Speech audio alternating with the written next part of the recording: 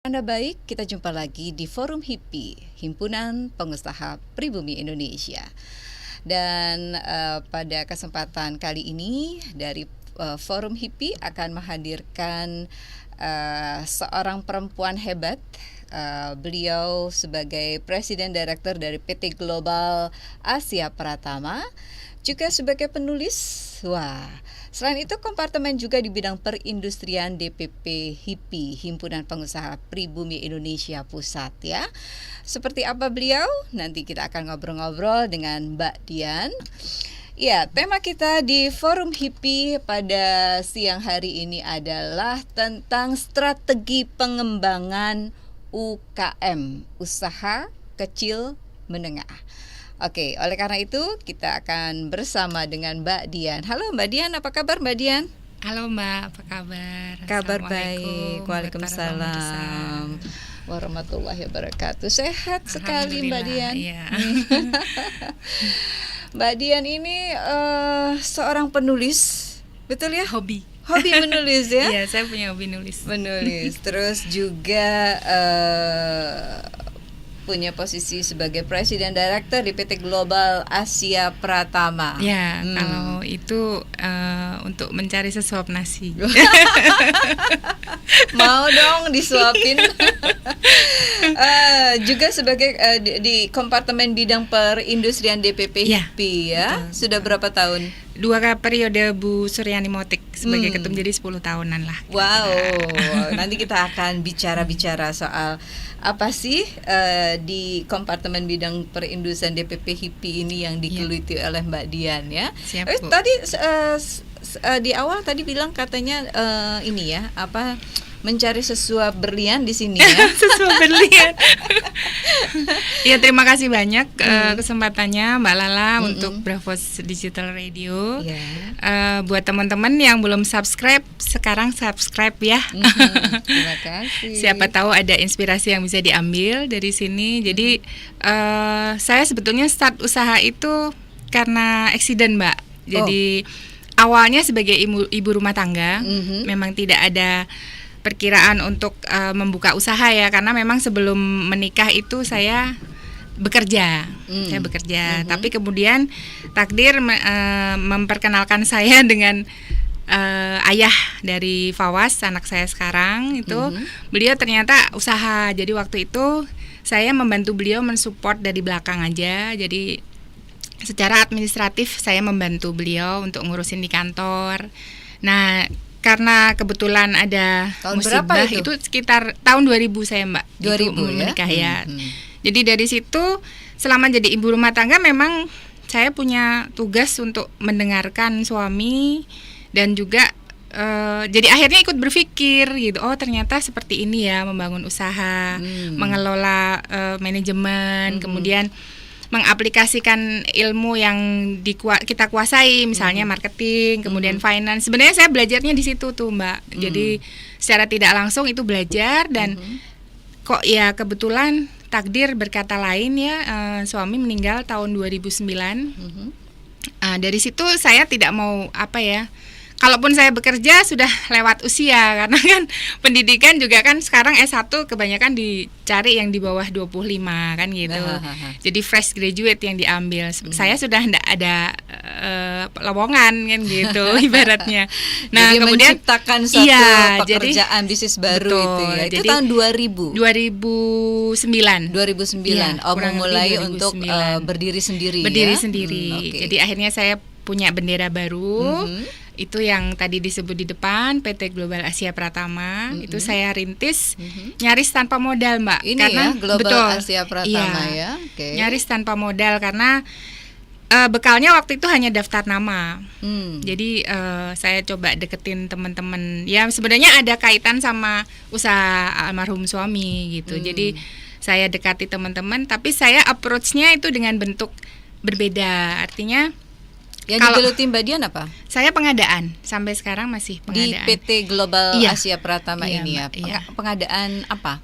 Pengadaan macam-macam ya. Awalnya sih saya hanya menjual komputer dengan ATK. Tapi seiring perkembangan waktu, berarti? Betul, ke sekolah. Jadi memang khusus segmentednya hanya untuk institusi pendidikan. Oh, oke. Jadi dari SD, SMP, SMA, ada juga yang kampus yang minta waktu itu untuk pasang seperangkat lab bahasa gitu. Jadi dari awal sebetulnya saya tidak punya gambaran usahanya bakal jualan macam-macam gitu. Kalau kata orang palu gada, sebenarnya sih kalau saya mungkin lebih pada karena segmennya itu pendidikan, ya apa yang dibutuhkan oleh pendidikan ini yang saya provide gitu, Mbak. Oke. Ya. Jadi diawali dari tadi ya ATK komputer ya, terus tapi, merambah nih permintaan seiring, buku, permintaan meja, permintaan seragam. Kok tahu?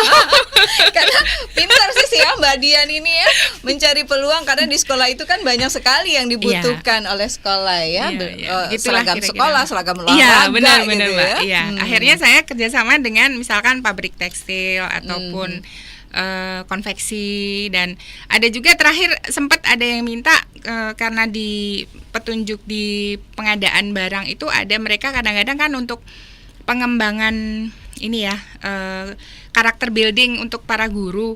Jadi saya juga akhirnya menawarkan salah satu bentuknya saya kerjasama dengan coach gitu ya.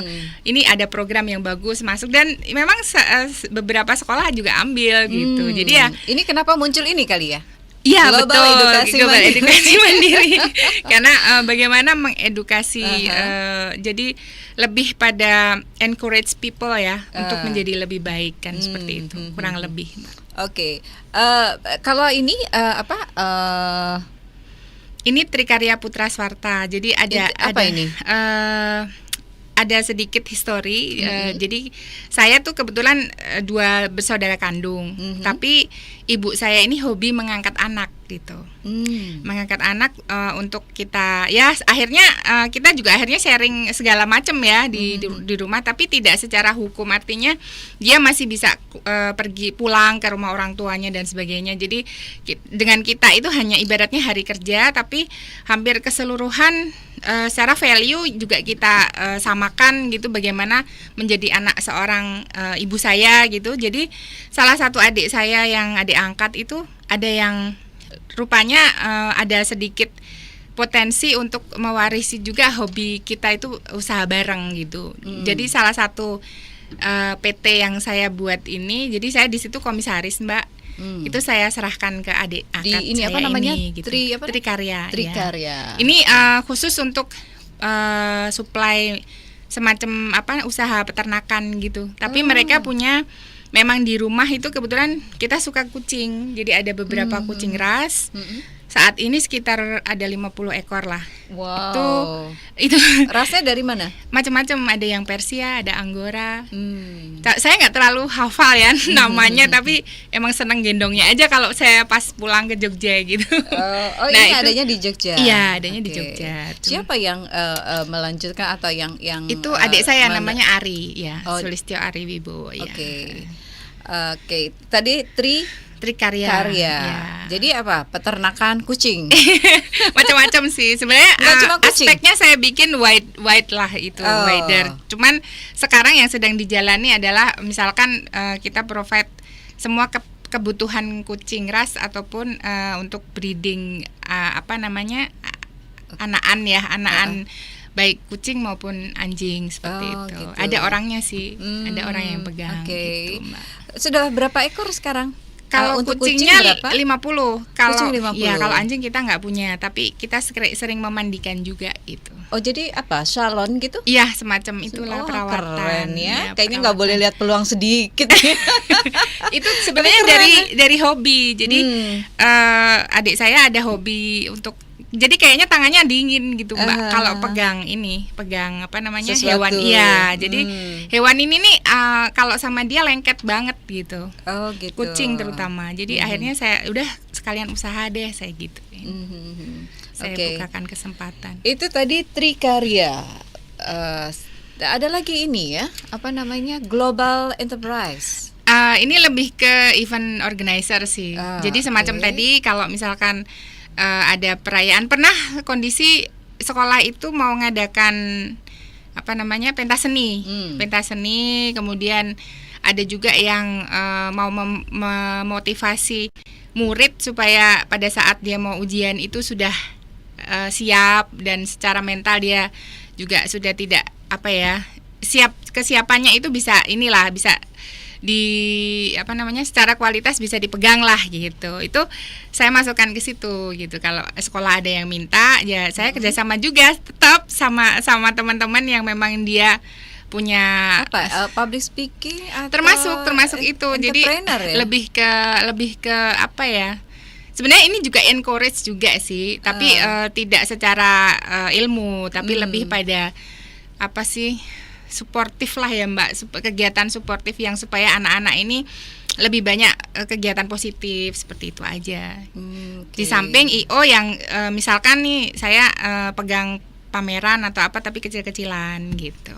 Oh gitu. Ada teman-teman yang jadi kalau sekolah mau bikin event apa gitu ya, itu langsung hubungin kita. Iya. Mbak Dian bisa juga ada orang-orangnya, sudah ada orang-orangnya di bidang yang memang bergerak di situ, iya. Keren ya. Sebenarnya nggak cuma pengadaan di sekolah ini. Ya itu pengadaan juga. Oke. Dan ternyata kalau melihat dari perjalanan Mbak Dian ini, kepercayaan yang iya sih, yang alhamdulillah yang sih dari ada di Mbak Dian, iya. Dan itu dipegang teguh ya. Iya. Itu kalau kita mau bisnis seperti itu ya, sehingga banyak tawaran dan Mbak Dian sendiri mengembangkannya luar biasa, hebat ya. Sebetulnya mungkin karena saya ini kalau sama orang kan gampang kenal. Jadi kalau ada teman dia sharing, misalkan Mbak aku tuh punya usaha ini tapi nggak lancar seperti itu, saya catat biasanya. Termasuk misalkan kayak IO itu waktu ada sempet kondisi di mana dia sama sekali nggak ada order gitu. Jadi niatnya sih ngebantuin gitu. Jadi pada saat saya dapat order langsung saya panggil dia untuk saya minta handle gitu, Mbak. Oke. Dari pengadaan ini kan dari tahun 2009 ya? Iya, sudah mulai jalan sampai sekarang 10 tahun lah. 10 tahun. Iya, 10 tahun. Sudah banyak berapa klien yang kalau klien klien ya? SMP DKI rata-rata sudah pernah masuk. Oh gitu. Iya, SMP DKI, SMA. Berapa ratus skalanya? Wow. Ya tapi nggak setiap bulan, nggak rutin. Nah saat ini apa sih yang biasanya mereka minta dari Mbak Dian? Paling banyak sih ATK, kemudian maintenance ya kalau sekarang. Maintenance itu macam-macam. Jadi misalkan ruang kelasnya rusak, ya udah saya panggil tukang gitu. Artinya itu harus pakai tender dong kalau nilainya negeri. Mbak, kalau nilainya di bawah 200 juta enggak. Saya lebih ke PL, lebih banyak PL, dan itu hampir tanpa resiko ya, karena sesuai, jadi nilai yang diajukan sesuai dengan kontrak yang kita kerjakan gitu. Ada resiko dong. Kalau namanya kita usaha ya, pasti ada resiko pasti. Dari awal itu saya juga ngalamin beberapa ya kalau dibilang saat berlayar ya ada badai lah gitu. Ada beberapa kali. Apa yang banyak sih, Mbak. Kendala apa yang pernah ditemui seorang Mbak Dian? Iya, kalau soal pembayaran misalkan itu biasa mundur, tidak sesuai sama temponya, itu paling sering terjadi seperti itu. Ya kita harus pinter-pinter lah. Intinya jangan besar pasak daripada tiang kan gitu. Tapi ya kadang-kadang kita sudah atur nih sedemikian rupa, cuman kalau target yang masuk itu meleset, memang ya akhirnya kita ada beberapa kali event juga kita berdarah-darah gitu. Tapi saya pikir semua sama lah, teman-teman di asosiasi pengusaha semua mengalami itu pasti. Pernah ngalamin stuck nggak? Ada beberapa kali, Mbak. Termasuk yang tahun lalu itu saya sempat stuck karena ada komponen jadi dari internal sih, memang dari internal manajemen agak sedikit nggak bisa running gitu ya, nggak bisa running baik. Di samping ada beberapa kali regulasi yang bikin kita juga kepentok kan akhirnya gitu. Tapi ya fine lah, kita cari peluang yang lain. Saya sering begitu. Jadi kalaupun jadi ada beberapa kali vendor itu dari teman-teman yang misalkan seperti pengadaan speaker. Teman saya yang kemarinnya curhat, misalnya dia nggak punya order untuk pasang speaker, akhirnya kan lewat dia nih, saya dapat order lewat dia. Tapi belakangan dia sendiri yang terima, jadi nggak lewat saya lagi. Itu sering terjadi seperti itu. Disodok jadi, gitu. tapi buat saya itu jadi berkah gitu, karena saya kenapa? Kok jadi lihat berkah? teman-teman jadi yang kemarinnya itu nggak punya usaha, setelah saya ada istilahnya ada aliran order kan Mbak, jadi mereka punya bendera sendiri. Saya bersyukurnya sebenarnya lebih pada baik banget hatinya. jadi dia jadi punya sawah gitu loh. Dan memang sih dari klien saya itu banyak yang langsung dan nggak bicara, tapi kan saya tahu dari orang lain gitu. Oh ya sudah, nggak apa-apa. Tapi alhamdulillah justru dari situ ternyata kan kalau kita biarkan itu ya ikhlas aja mengalir gitu, ternyata kan peluang saya jauh lebih besar gitu. Dari situ justru tahun 2017 saya bisa bikin buku yang mungkin orang lain mungkin kalau sibuk dia nggak bisa, udah nggak sempat nulis, udah capek, udah apa, ternyata alhamdulillah saya bisa telur satu. Ini ya, itu bukunya ya? Itu buku pertama saya. Ini Mbak Dian sendiri yang menulis? Jadi ceritanya kemarin itu Apa ini judulnya? Being a Single Mom with a Gift Son. Being A single mom with a gift son. Kebetulan anak saya ini alhamdulillah dia pinter Mbak gitu loh. Jadi seorang ibu single Iya, atau single mom iya. yang punya anak punya berbakat. ini. Iya gitu. Isinya apa aja sih? Lebih pada ini sih sharing aja gitu. Jadi storytelling juga, tapi saya menyisipkan di situ ada pelajaran agama juga, bagaimana saya membesarkan si kecil ini. Sekarang sudah kuliah, alhamdulillah kemarin diterima di Universitas Indonesia. Apa yang melatar belakangnya Mbak Dian menulis buku sebagus ini? Satu, karena saya sebetulnya pada saat itu ingin memberikan kado ulang tahun spesial buat anak ya. Kan kebetulan launchingnya Agustus, sementara dia ulang tahunnya September gitu. Jadi itu kenang-kenangan buat dia sebetulnya. Ini tahun berapa Mbak Dian? 2017 Mbak. 2017, Iya. Wah 2 tahun yang lalu Ya, ya. itu launching bareng teman-teman di Aspirasi, Asosiasi Penulis dan Inspirator Indonesia. Gitu. Ini apa sih yang membesarkan anak, apa nih? Yang membesarkan anak sendirian yang memiliki banyak kelebihan tanpa bantuan pasangan yang sudah lebih dahulu berpulang kepada penciptanya. Iya. Tentunya bukan hal yang mudah. Inilah yang dikisahkan seorang wanita dalam buku Being a Single Mom with a Gift Son. Wah, ada pesan luar biasa ya. Ya, sebetulnya kalau menurut saya sih setiap momen kehidupan ini dengan siapapun, baik melihat siapapun, itu sebetulnya ada pelajaran sih Mbak. Nah, buat saya sendiri intinya sebetulnya apa yang sudah saya lewati itu saya ingin supaya anak saya belajar dari situ gitu. Baik anak maupun teman-teman keluarga paling dekat dulu nih gitu. Ya even itu mungkin dia punya masalah yang jauh lebih besar, atau dalam arti sebenarnya masalah itu pembelajaran kalau menurut saya. Itu monggo aja dia mau ambil atau enggak, itu kan itu hak masing-masing. Tapi buat saya sendiri bagaimana membuat setiap step hidup saya ini ada arti lah buat keluarga. Intinya sih sebenarnya seperti itu Mbak. Termasuk makanya kemarin juga saya sempat, kalau di Facebook itu kan saya punya Facebook juga di situ. Kalau Facebook saya yang pertama Dian Ekawati HIPMI. Kebetulan bukan hanya di HIPI gitu ya, saya juga pengurus HIPMI yang kemarin. Jadi itu saya sering tanya sama teman-teman, kalau saya punya buku lagi, kalian mau beli yang buku yang seperti apa? Itu ternyata lebih pada pengen tahu, lebih ke strategi bisnis Mbak. Strategi gitu. bisnis HIPMI. Ini buku kedua yang ditulis oleh Mbak Dian Iya. Oke. Ini siapa orang-orang ini? Ini yang teman-teman di belakang pengurus tahun 2015 sampai 2018, tapi mundur setahun ya 2019 ini kemarin. launchingnya kapan ini? Kemarin soft launch di Munas HIPMI yang ke-16 di Hotel Sultan, tapi ini kan sedang ada proses untuk diterbitkan Gramedia. Oh, kenapa nggak ngajak Purafos ya? Boleh nanti untuk next book, ayo Mbak.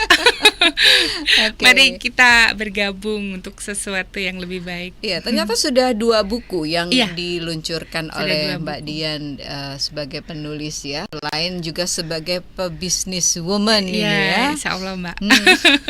Nggak ribet tuh mengurus waktunya. Ya, kemarin karena sendirian ya lumayan ribet. Cuman ini lagi penyesuaian lagi karena sudah berumah tangga lagi kan gitu. Ini sesuai sama tema kita nih. Tema kita Ya. kan hari ini tentang strategi pengembangan UKM ya. Iya, Kalau ini betul. strategi bisnis HIPMI. HIPMI.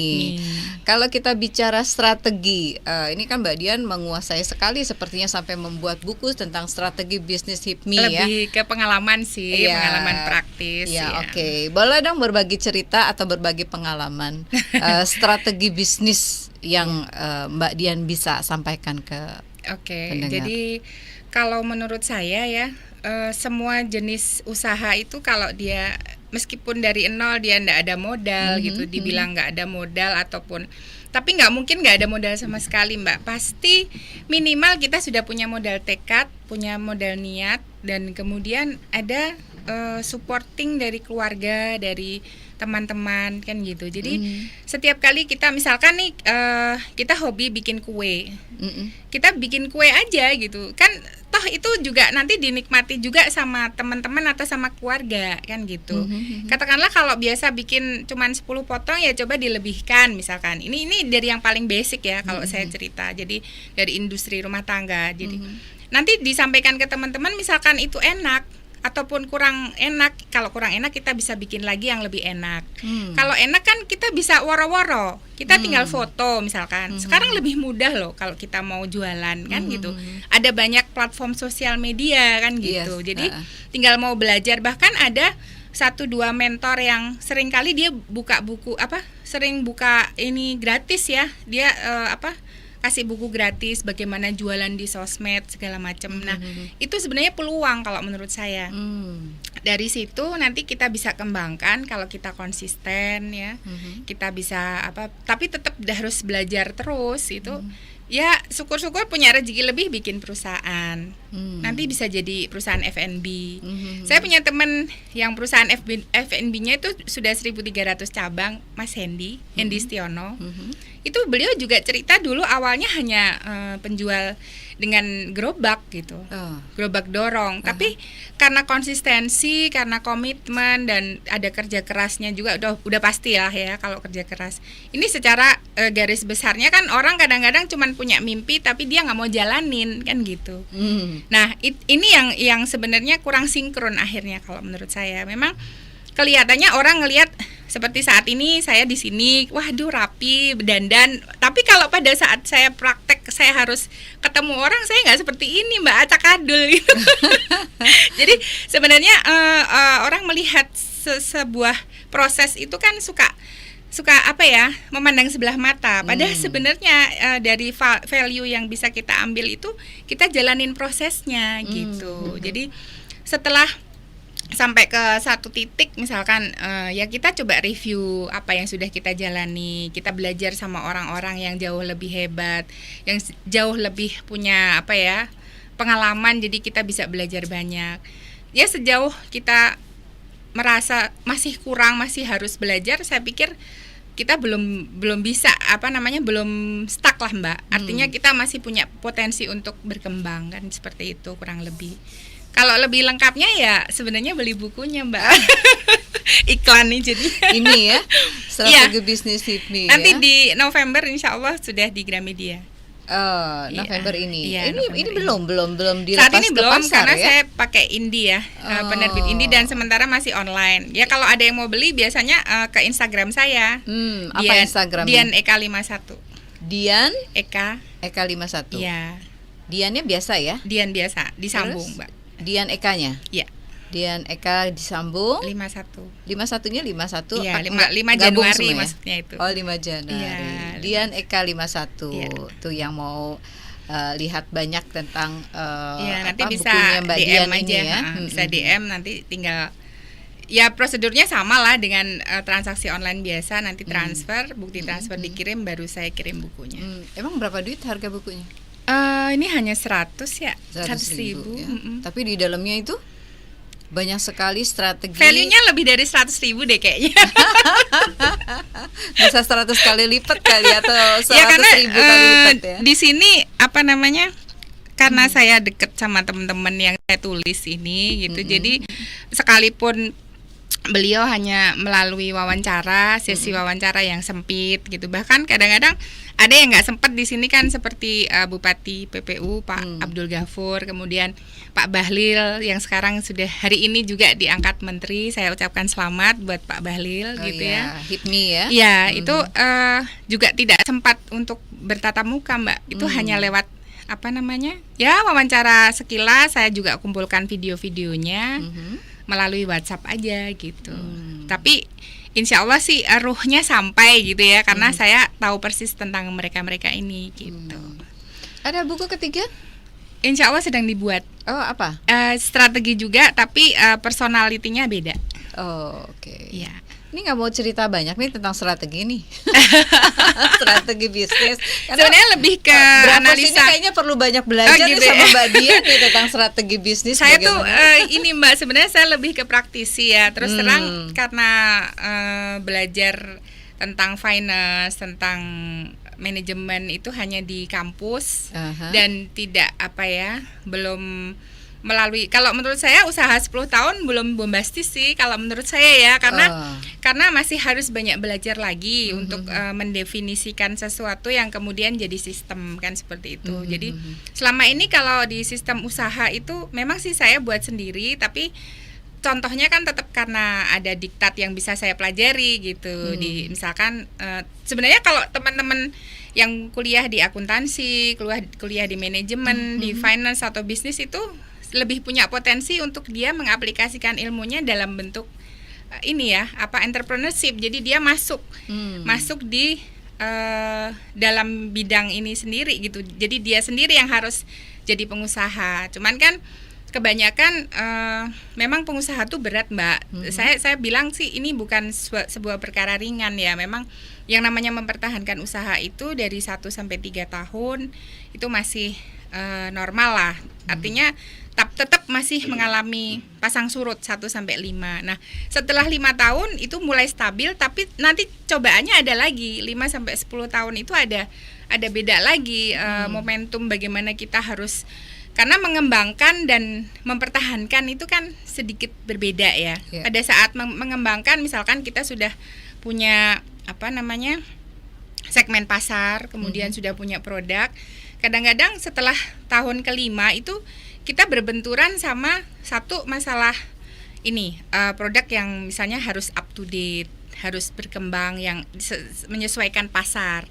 Nah, kalau kita tidak pinter-pinter untuk istilahnya menggali potensi atau eksplorasi dari apa yang sudah dijalani sama konsumen kita nih, itu kadang-kadang kita ada sedikit ketinggalan. Nah, itu yang bahaya sebenarnya di tahun ke-5 sampai tahun ke-10.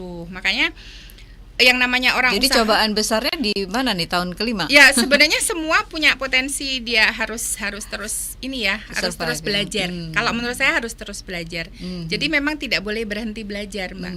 Pada saat seseorang, terutama pengusaha ya, dia berhenti belajar itu dia akan stuck dan akan sulit berkembang. Karena ya kompetitor selalu lahir ya. Betul. Setiap saat dan itu akan jadi ancaman kalau kita tidak siap gitu loh. Ini udah siap nih dengan pasar global ini. Kayaknya sih ya. Ya masalah ya. Terakhir sih gini sebenarnya Mbak, saya sedikit saya buka sih, kemarin sempat saya stuck juga karena kondisi regulasi, tapi ya kita nggak bisa salahin pemerintah, karena pemerintah itu kan mengatur ya bagaimana supaya lebih secure, bagaimana supaya lebih tersampaikan. Tapi gini loh, kalau ngomongin pemerintah nggak usah ditutup-tutupin gitu. Ya, biar pemerintah sendiri tahu gitu kendala apa sih yang sehingga membuat para pengusaha ini menjadi lesu. Jadi akhirnya ya udah deh, gue tutup aja deh, karena banyak hal yang bukan dipermudah, malah banyak kesulitan yang dialami oleh para pengusaha ini gitu. Gimana mau mengembangkan sementara pengusaha ini kan banyak merekrut tenaga kerja gitu kan. Nggak apa-apa, bicara aja. Kalau menurut saya sih masalahnya dari yang sudah nih, ya mohon maaf nih ya kepada teman-teman yang masuk di pemerintahan, saya pikir belum ada titik the right man on the right place. Jadi banyak sekali Kenapa? Kebijakan yang tidak sesuai Mbak Bu ya. Sorry, jadi ini. Jadi misalkan UKM itu yang saya alami, bunga bank harusnya kan lebih rendah daripada bunga dari teman-teman yang memang industri besar. Tapi kenyataannya bunga yang diberikan oleh industri besar, oleh perbankan itu jauh lebih kecil daripada bunga UKM. Makanya bersyukur kemarin seperti Presiden kan sudah memberikan keringanan ya untuk bunga UKM. Ya mudah-mudahan ini akan berlanjut. Karena kalau dari sekarang bicara soal usaha, orang mau usaha nggak punya modal, nggak punya skill, ya memang akhirnya dia cuma punya niat gitu. Itu nggak akan jadi juga gitu loh Mbak. Katakanlah kalau mau ke bank, apa yang mau dijaminkan gitu kan? Karena dia hanya punya skill kan gitu. Ibaratnya kalau orang sekolah cuma punya ijazah. Makanya kemarin juga sempat kita mungkin dengar dari RUU yang disampaikan HIPMI waktu saya masih jadi pengurus HIPMI tahun lalu, itu juga ada di situ klausul bagaimana supaya pemerintah bisa menginisiasi juga pengusaha pemula, dia menggunakan apa yang ada, misalkan nih apa ijazah atau apa gitu kan, atau sertifikat keahlian atau apapun lah mungkin yang bisa membantu mereka membangun usahanya kan gitu. Nah mudah-mudahan sih dengan kabinet yang sekarang ini ya, kan ini baru dilantik tadi ya, jadi lebih applicable lah istilahnya. Jadi makanya mereka bicara aja terus terang apa yang diinginkan. Jangan sampai pemerintah tidak tahu sebetulnya para pengusahanya ngomongnya di belakang gitu kan. Ngomongin aja terus terang di sini. Mereka lagi sekarang kupingnya lagi panjang-panjang nih ya. Mendengarkan apa keluhan-keluhan yang ada di masyarakat, sehingga mereka bisa mendengar secara betul dari orang-orang yang bersangkutan, seperti misalkan Mbak Dian ini gitu, karena Mbak Dian kan pelaksana di lapangan gitu. Iya. Kebetulan sih ada bidang juga yang ingin saya coba sebetulnya ekspor Mbak. Itu ada beberapa kali saya juga diminta barang ya oleh teman dari luar gitu. Ada dari Jerman ada, kemudian dari Inggris juga ada waktu itu teman, kebetulan kan anak sempat sekolah di sana, dan mereka sempat ya ngobrolin sesuatu tentang pengadaan barang, tapi saya harus kirim ke sana. Nah, rupanya saya belum tahu persis sih, cuman saya dengar ini beban biayanya juga agak sedikit besar, harus kita perhitungkan. Iya, karena jadi itu kan menggerus keuntungan ya jadinya gitu.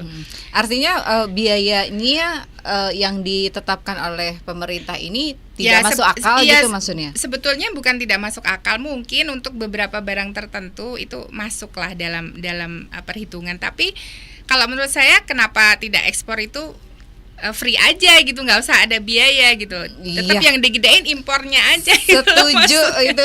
Karena kan usaha kita ini usaha kecil yang ada di masyarakat ini kan harus diberdayakan Mbak. Artinya kalau kita tidak memakai produk mereka sendiri terus kita impor dari luar ya sayang, kasihan gitu loh menurut saya. Ini ada nemu satu foto ini.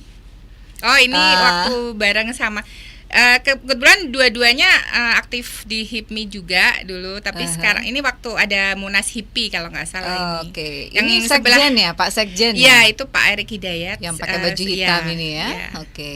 Dan sebelah kanan saya Pak Adi Satrio Sulisto. Iya. Oke. Dan di HIPI sendiri kan Mbak Dian ikut di perindustrian. Bidang perindustrian ya. Apa yang dilakukan Mbak Dian di HIPI ini? Kebetulan yang perindustrian ini kan baru 1 tahun ini ada PAW ya. Jadi saya baru masuk. Kemarin ini kita lagi ada rencana untuk semacam ada bimbingan untuk IKM Mbak. Jadi kita nanti mungkin bisa kerjasama dengan Bravos Radio ya. Amin. IKM itu industri kecil menengah. Jadi industri kecil menengah. Iya, jadi di rumah-rumah kan banyak ibu-ibu yang sering produksi entah itu mainan, entah itu kue itu. Nah, itu yang akan kita support gitu ya. Supaya mungkin nanti bisa masuk di marketplace atau di mana. Nah, satu lagi yang saya sering dengar itu sebaiknya sih pemerintah juga ikut membantu ada pengawasan terhadap marketplace yang berasal dari luar ya, karena khawatirnya apa yang sudah kita titipkan nih ke mereka untuk kita kan buka lapak nih sifatnya kita jual, tapi kemudian ada duplikasi gitu loh Mbak. Nah ini yang bahaya untuk UKM kita, karena kan kita dengar ada satu negara yang misalkan kita bawa barang pagi gitu, sorenya sudah ada duplikasinya dan mirip gitu dengan harga yang lebih rendah kan gitu. Cina gitu maksudnya. Nggak apa-apa disebut aja. Nah itu yang harus kita waspadai sih gitu, karena akan kalau itu dalam jumlah besar dan dalam waktu yang lama, kasihan IKM kita kan iya, gitu. Betul. Ya memang ini harus banyak yang masih diperjuangkan ya harus dari ada proteksi IKM, UKM. Betul. Itu pentingnya Mbak Dian ya kita masuk di organisasi ya. Ya di apa itu. namanya HIPI ini. Ya. Himpunan Pengusaha Pribumi Indonesia gitu Iya. ya. IKM-nya banyak ya Mbak Dian di kalau Indonesia itu banyak Mbak. Ada berapa banyak? Banyak sekali ya. Kalau data pastinya itu dari kementerian sendiri, waktu itu saya belum pernah dapat yang pasti, tapi setiap kali kita ada kegiatan itu ya orangnya pasti yang datang juga ratusan gitu ya. Dan itu ganti-ganti, artinya secara kalau saya sendiri dari HIPMI itu setiap kali ada momentum bidang 8 itu untuk UKM, untuk pengadaan UKM, ternyata animonya juga besar. Jadi hampir setiap sudut kayaknya sekarang ini sudah mulai ya, ibu ataupun anak-anak yang remaja yang dia mau jualan itu kan masuknya tetap UKM, IKM. Kalau di HIPI sendiri? Kalau di HIPI kita lebih pada, karena di pusat itu lebih ke regulasi. Jadi paling kita hanya update lewat DPD masing-masing gitu. Tapi mereka juga sering ada kegiatan untuk kumpul-kumpul UKM yang ada di sana. Pernah bikin satu pameran besar-besaran? Sering sih kalau HIPI semua UKM.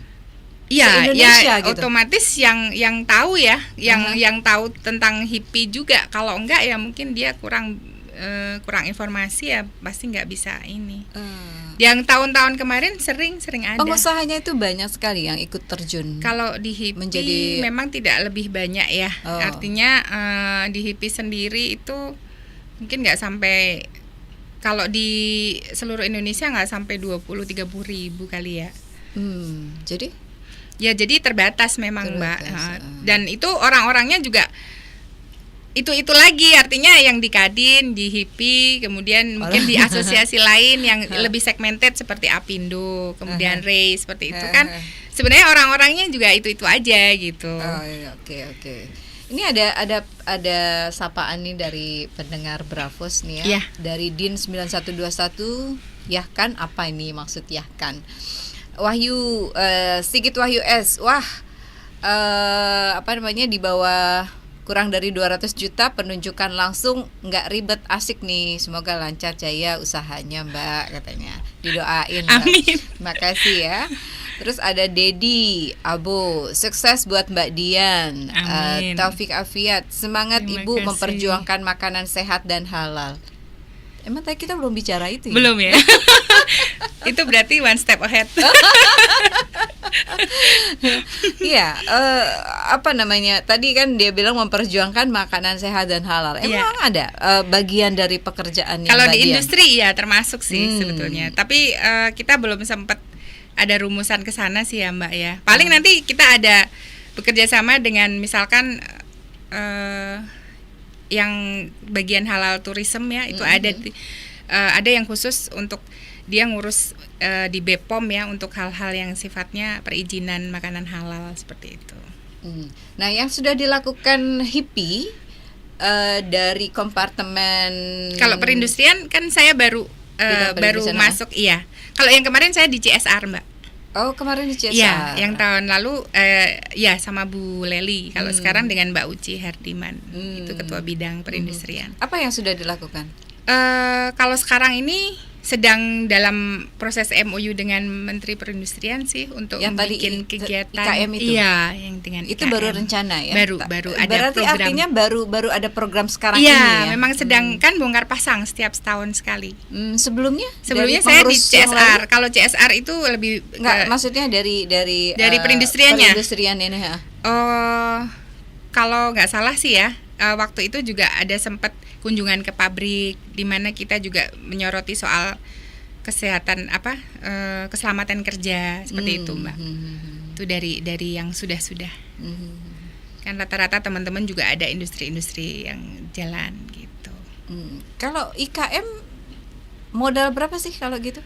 Atau karyawan berapa? Sebetulnya kalau UKM itu kan estimasi ini saya pernah dengar yang namanya UKM itu dari 100 juta sampai 50 M itu masih masuk UKM. Sampai 50 miliar. Iya, itu tapi masih masuk UKM itu, Mbak. Tapi kelasnya ya. Kelasnya betul. Jadi kelasnya ada yang mikro, ada yang middle, kemudian ada yang besar. Iya, besar gitu. Kalau Mbak Dian kategorinya kemana nih? Ya tetap UKM. Kategori kelasnya kayaknya udah menengah atas nih. Enggak, belum, Mbak, belum. Bayangkan di Jakarta hampir semua sekolah nggak ya juga sudah sih. Jadi itu temporarily aja, tidak setiap bulan rutin juga gitu. Sekarang bahkan karena terkait regulasi termasuk harga segala macam ya, kita agak ya itu tadi salah satunya kan karena anak buah, istilahnya vendor yang sifatnya anak buah, dia berdiri sendiri kan juga, kalau kita ngambil dari situ juga nggak ketutup juga, Mbak gitu. Ada berapa karyawan sekarang, Mbak Dian? Sekarang terakhir hanya 10 ya. 10 ya? Iya. Tapi proyek ada berapa ratus?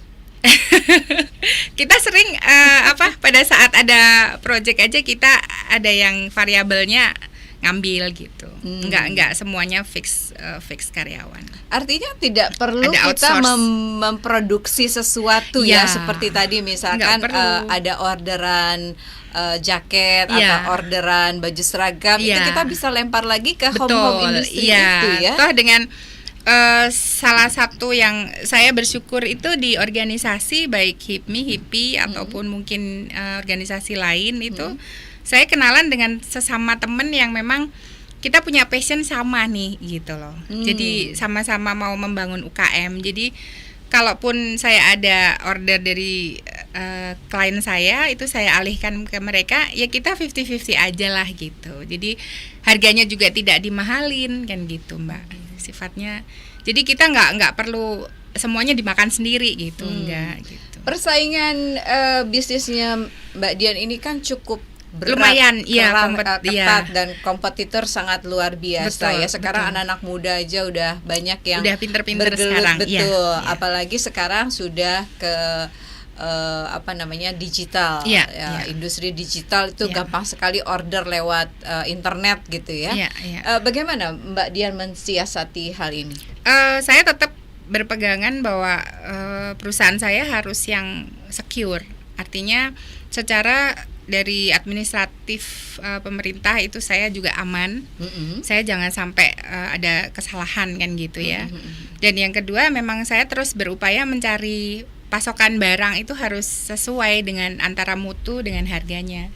Paling dari situ aja, karena konsumen itu sensitif, Mbak, kalau untuk bicara masalah kualitas harga dengan masalah trust ya. Memang kalau ada 1-2 yang kadang tidak sesuai value gitu, kalau menurut saya sih ya itu seleksi alam kalau saya. Jadi kita pilih terus aja, kan pasti ada orang-orang yang sejalan kan seperti itu. Rezeki tetap ada aja gitu. Sejauh kita juga banyak berbagi sama orang sih, alhamdulillah sih kayaknya. Dengan 10 karyawan ya. Oh, kalau itu kan hanya untuk yang fix aja. Nanti kalau pada saat ada project bisa jadi lebih besar. Oh, ada. Jadi ada outsource-nya. Misalkan saya lagi pegang misalkan perumahan nih. Saya lagi ngerjain apanya gitu ya, entah gypsumnya atau apa. Ya udah, saya berarti ambil satu tim lagi untuk ngerjain itu. Tunggu, gitu. Ini sampai ke perumahan juga? Iya. Kan belajar. Ini dari tadi kita belum ngomongin ini ya, bisnisnya Mbak Dian ternyata sampai ke perumahan segala ya. Saya soalnya jujur sih peluang itu kan jangan sampai dibuang gitu loh. Jadi ada satu. Jadi di sektor perumahan Mbak Dian? Tetap supply. Jadi supply barang, karena saya kenal misalkan dengan teman-teman yang produksi gypsum atau produksi batako, karena sering ikut pameran juga di organisasi seperti HIPMI ngadain. Saya kan bisa tukar kartu nama, ngobrol, Mbak. Jadi memang mungkin di situ saya lebih penekanannya ke komunikasi ya. Jadi ada kepercayaan setelah kita ngobrol. Jadi akhirnya saya nggak pernah bilang enggak sih sama klien saya gitu. Jadi kalau bisa aja ada aja iya, gitu ya. saya selalu bilang iya pokoknya bisa gitu. Jadi saya cariin. Mbak Dian dengan kata tadi ya, oh ini ada, lo mau gua ada gitu ya. Itu apakah nggak takut nanti orang akan mengatakan bahwa usahanya Mbak Dian nih kayaknya apa ya, ece-ece lah, nggak fokus, nggak ada sesuatu yang diunggulkan dari usahanya Mbak Dian? Kalau menurut saya sih dari kalau PT saya yang sekarang ini kan balik lagi ke siupnya apa ya udah itu berarti yang jadi main ini saya gitu ya.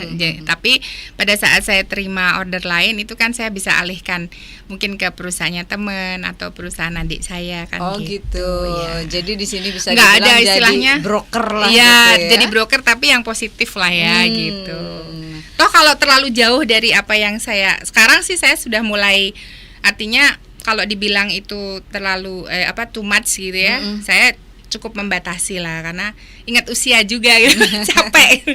Paling-paling kalau misalkan ada teman yang nanya langsung saya alihkan aja. Artinya gitu. Ini juga mesti dijaga loh kualitasnya, ya, teman-teman yang Mbak Dian berikan pekerjaan otomatis, itu kan. Gitu otomatis ya? Begitu.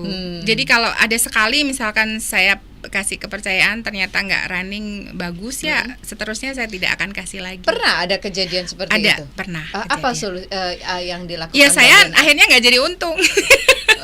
Jadi pernah lebih ada baik rugi artinya ya daripada nama baik saya ya? jelek. Iya, saya pernah ngerjain satu sekolah di Jakarta Utara. Waktu itu minta dibikin lapangan basket. Jadi saya sudah order. Pengecatan itu saya sudah deal gitu ya sama temen yang memang kebetulan dia lagi nggak ada kerjaan. Saya kirimkan semua speknya sudah sesuai Mbak. Tapi pada saat pelaksanakan cuma dikerjakan separuh. Rupanya uangnya tidak dibelikan cat. Saya kurang tahu dibawa kemana. Tapi hari besoknya dia sudah nggak muncul. Ya saya turunkan tukang saya yang asli kan gitu. Oke, itu kenapa banyak orang yang langsung order ke Mbak Dian terus-menerus dengan proyek-proyek yang berbeda-beda karena bisa tanggung jawabkan semua hasilnya ya dari Mbak Dian ya. Ya itu ya, trust itu penting ya. Iya, kurang lebih lah dalam Mbak. bisnis ya. Ini ada foto lagi nih yang kita mesti tanyain. Ini apa sih Mbak Dian? Oh, ini sejak saya bergabung di ini aspirasi ini Mbak. Jadi asosiasi penulis dan inspirator seluruh Indonesia. Di situ ada Bu Dewi Motik juga, kakaknya Bu Suryani Motik. Mana dia Mbak Dewi? Kebetulan nggak ada. Ini artinya di asosiasi itu ada Bapak Tung Desem juga, ada yang penulis besar yang lain, motivator lain, ada Pak James Gui segala ada di situ. Saya di-invite di situ oleh ketumnya Pak William Wiguna. Itu tahun 2017 yang waktu saya keluarin buku pertama itu, Mbak. Yang Being a Single Mom itu. Gitu. Terus jadi setiap kali ada acara launching buku kita diundang. Oh gitu. Iya. Banyak anggotanya di asosiasi penulis dan penulis dan inspirator. Lebih dari 100 sih. Lebih dari 100 orang. Indonesia. Tapi ada juga yang teman penulis yang tidak masuk di situ gitu. Tergantung sih kalau karena kedekatan dan mau gitu. Sebenarnya kan masalah aktivitas itu kan tergantung kerelaan hati juga, ya, Mbak. Betul. Banyak sekali kegiatannya Mbak Dian ini ya. Ya, lumayan mengisi. Ya, karena saya sendiri kan. Jadi masih leluasa. Kebetulan anak sudah besar kan gitu. Oke. Ada satu foto lagi nih yang ini apa nih? Oh ya, ini di HIPMI kan memang syaratnya untuk diklatnas ya pendidikan. Jadi semua anggota HIPMI ini saya di organisasi yang lain ya, berarti tidak di HIPMI. Di HIPMI itu ada pendidikan dasar, ada pendidikan menengah, dan ada pendidikan yang sifatnya nasional. Nah, ini kerjasama dengan Lembaga Pertahanan Nasional, Mbak, Lemhanas. Kalau HIPI? Kalau di HIPI nanti coba saya tanyakan Bu Yani, Bu Ketum, mungkin akan diadakan suatu saat. Tapi mostly sih kalau memang mereka beliau-beliau kan memang sudah pernah di HIPMI, siapa tahu di HIPMI udah pernah ikut ya, sama aja sebenarnya sih gitu. Oke, HIPI mesti buat ya. Mesti bikin. Jangan mau kalah ya. Karena kan beda organisasi ya. Iya, beda. Dengan HIPMI. Kalau HIPMI mungkin Himpunan sampai Pengusaha umur berapa? 40. Syarat masuknya ya? itu sebelum 40.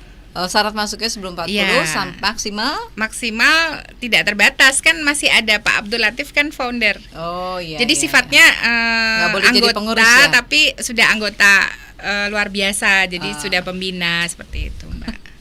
Kalau yang Bahasanya yang- bagus ya. Luar biasa. Maksudnya sudah di luar itu ya. Iya. Kalau di HIPI sendiri apa sih kenapa mau bergabung di HIPI? Padahal di HIPI kan juga sudah banyak kegiatan. Usianya kan selain dari usia juga masih sampai kita senior, ibaratnya itu masih di situ masih banyak hal-hal yang bisa kita lakukan untuk banyak orang. Lagi pula kalau menurut saya pemerintah kan juga perlu masukan dari beberapa institusi, Mbak. Tidak hanya dari 1-2 yang mumpuni kan gitu. Jadi di HIPI sendiri juga teman-teman HIPMI yang banyak juga di situ, dan saya ngelihatnya sih potensinya bahwa HIPI ini juga bisa besar gitu suatu saat juga. Sekalipun sekarang mungkin terkesan agak berjalan lambat, tapi semenjak Bu Yani ini alhamdulillah sih banyak sekali gebrakan ya. Jadi beliau juga sering banyak dialog dengan pemerintah. Kita juga sering diajak audiensi ke kementerian-kementerian seperti itu. Jadi kalau di pusat lebih ke kita ke regulasi aja sih. Kalau di DPP-nya baru mungkin lebih tindakan aplikatif ke teman-teman di daerah gitu. Dari teman-teman yang di daerah sendiri sering ke Jakarta. Sering ya, Apa terutama keluhan mereka biasanya? ya mostly sih mostly kebanyakan problema usaha sih, seperti yang tadi saya sampaikan, misalnya tentang permodalan, kemudian tentang manajemen seperti itu sih, Mbak, pasar. Ya relatif hampir mirip lah, memang problemnya itu semua. Dari bidang perindustrian DPP HIPI sendiri apa yang sudah diberikan ke daerah? Salah satunya sih misalkan seperti perizinan ya. Perizinan itu akan nanti dimudahkan lah supaya kita ada permintaan untuk memudahkan itu gitu. Sekarang sulit banget perizinan. ya perizinan ya. Kan seperti makanan harus ada BPOM segala macam kan, Mbak. Jadi harus ada beberapa instansi terkait yang harus kita siapkan supaya benar-benar bisa launch kan gitu. Sebetulnya kalau mau ini bicaranya bisnis yang benar-benar ini ya rapih gitu ya. Kan kalau selama ini yang di online saya pikir salah satu aplikasi online kan juga dia mensupport kegiatan usaha kalau menurut saya itu. Jadi memberikan kesempatan teman-teman yang bisa punya produksi di rumahan, itu jadi bisa lebih banyak dikenal. Meskipun di satu sisi seperti perizinan mungkin belum terlalu suportif kan gitu. Nah itu pengenalan dari institusi yang seperti HIPI ini yang perlu disampaikan sebenarnya supaya mereka juga jadi besar kan gitu. Bukan untuk mempersulit, tapi kenyataannya memang untuk ngurus itu tuh nggak mudah gitu loh, Mbak. Ngurus apa nih? Ya seperti izin-izin halal, kemudian izin-izin makanan yang boleh beredar seperti itu kan tidak segampang itu gitu. Apa yang diinginkan oleh teman-teman pengusaha UKM? Kalau di HIPI sendiri sih kita sih ada target kalau bisa ya pengusaha itu bisa naik kelas, tidak hanya stuck di harus dong. Iya, itu harus kelas, kan. Ya. Di HIPMI pun seperti itu gitu loh. Kemarin juga kita banyak sekali program yang bisa kita terapkan, tapi ya semua tergantung sama pribadi sih ya. Kalau tidak masuk organisasi, tidak mau belajar juga ya akhirnya stuck aja sih, Mbak gitu. Tapi ya semua pilihan gitu. Kebijakan pemerintah yang sudah berubah yang dialami oleh Mbak Diani selama berada di kompartemen bidang perindustrian DPP HIPI apa? Atau yang belum? Masih sejauh kalau yang di bidang perindustrian saya masih dibicarakan gitu ya. Sebetulnya sih kalau yang sudah ini ya, selama kebetulan Presiden Jokowi sih kelihatannya sudah lebih intens dalam membicarakan soal tadi ya masalah permodalan ya, bunga dari UKM itu agak ditekan seperti itu sudah Itu ada sih. prakteknya sudah? Tetap aja sih kalau menurut saya belum sampai ke. Ya, artinya belum dong. Ya mungkin untuk beberapa pengusaha sudah kali ya, saya nggak. Itu mungkin baru rencana Iya, mungkin ya. tapi saya pernah ngalamin penawaran bunga yang rendah memang di bawah 6% ada per tahun gitu. Dari bank? Dari bank. Oh gitu. Tapi mungkin kan dengan syarat dan kondisi berlaku ya. Saya kurang tahu lah, itu urusannya bank kan ya gitu. Nah, itu mungkin yang tidak bisa menjangkau UKM kan gitu. Jadi harapannya apa nih Mbak Dian? Ya berharap sih apa nih yang membuat bisa jadi satu benang merah supaya bisa disampaikan bahwa jadi pengusaha-pengusaha kecil ini juga bisa merasakan kemakmuran gitu dengan usahanya yang lebih baik, dengan secara kualitas juga bisa dipertanggungjawabkan. Seperti tadi misalkan bagaimana usaha makanan itu juga mudah untuk mendapatkan izin, katakanlah izin BPOM atau izin ini bahwa ini usaha layak untuk dijual seperti itu loh Bu. Jadi kualitas makanan misalkan F&B itu layak dijual dan dia juga mudah untuk dalam mendapatkan izin-izin seperti itu gitu. Dan kedepannya mungkin dia bisa lebih besar, bisa buka franchise dan sebagainya itu sih. Kalau kita ngobrol dari tadi, sepertinya masih ada keberatan izin ya yang sangat sulit ya. Pemerintah soalnya belum begitu serius kalau melihat ini semua. Ada beberapa masukan sih teman-teman yang ngurus izin itu lama Mbak. Tidak hanya bisa sehari 2 hari kan gitu. Tapi izin bisa apa itu berbulan-bulan. yang pernah diadukan? BPOM rata-rata. Oh BPOM ya. Dan halal ya. Kenapa otomatis. Bisa lama? Saya kurang tahu karena saya sendiri bukan pemain F&B. Tapi ada masukan kan. Dari HIPI kalau misalkan ada masukan seperti itu apa yang dilakukan? Biasanya sudah ada dialog sih dengan kementerian, dengan yang bidang terkait. Tapi masalah pelaksanaan kan semua tergantung dari ini ya, kebijakan pemerintah juga. Artinya di HIPI sendiri banyak sekali masalah-masalah yang dihadapi oleh para pengusaha. Ya kalau UKM mau jujur iya Mbak, semuanya kita tampung lah, semuanya ditampung. Bu Ketum juga sudah beberapa kali menyampaikan aspirasi juga ke pemerintah. Ada sering kok di kalau kita perhatikan juga teman-teman pengusaha ini entah dari institusi manapun, saya pikir mereka punya benang merah yang sama. Mereka ingin bahwa entrepreneurship yang berjalan di Indonesia itu juga bisa lebih banyak kan berkembang gitu. Terakhir kan memang kalau menurut data dari BPS kita sudah 3% lebih ya. Pengusaha itu ada 3%. Tapi tetap secara masih kurang kan kalau dibandingkan dengan negara tetangga gitu. Gitu Mbak. Padahal bisnis harapannya bisa lebih besar supaya Indonesia bisa jadi negara maju suatu saat kan gitu. Pasti. Karena dengan adanya UKM ini perekonomian Indonesia akan bisa hidup jauh lebih hidup gitu ya. Oke. Terima kasih banyak Mbak Dian. Mohon maaf atas segala kekurangan. Ada tips yang ingin disampaikan di closing ini?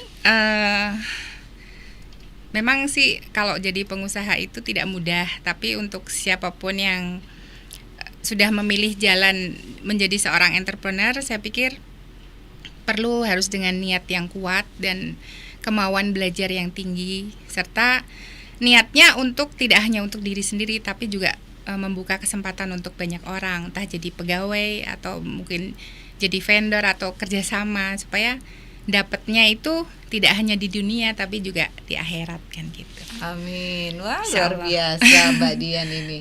Terima kasih. Coba tadi lihat bukunya. Oke. Harga berapa? 100.000 ya.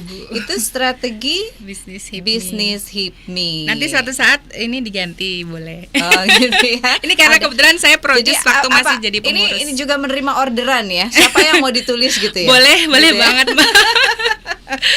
Oke, artinya ini sudah mulai bisa dicari di Gramedia. Belum, ini sedang revisi. Insya Allah sih minggu ini sudah terakhir. Saya lagi nunggu testimoni dari teman-teman yang qualified ya. Nah nanti baru setelah itu langsung cetak. gitu. Oke. Baru Untuk masuk lebih Gramet. lengkapnya nanti cari di IG-nya Mbak Boleh, Dian ya. ya.